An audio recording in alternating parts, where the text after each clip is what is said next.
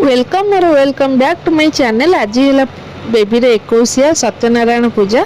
नना तो कहते कि मंदिर में पूजा करिए कि आम चाहूँ घरे पूजा हो। घरे सत्यनारायण पूजा हेले बहुत भल।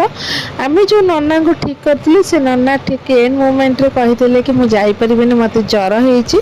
आउ जड़े चिन्ह नना थिले बोली जा हो आसिले पूजा कले। ये बेबी शोचे मोर बापा ये बस आम सब बसलु मोर मामू माई भी आसते।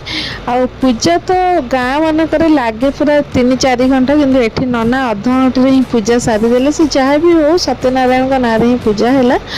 आपर आम ये पूजा सारिकी आम बाहर जाइलु जो मंडप रे आम रखी भोजी गेस्ट मानी आम से पलि जाइलु।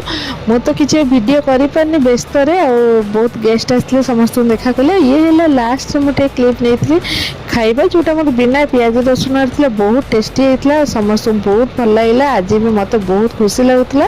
आपण मैंने मो चैनल को एजें सब्सक्राइब करना प्लीज गोटे सब्सक्राइब करंतु लाइक करंतु और शेयर करने जमा भी भूलिबानी। आ मोर बेबी की बहुत सारा ब्लेसिंग दियंतु।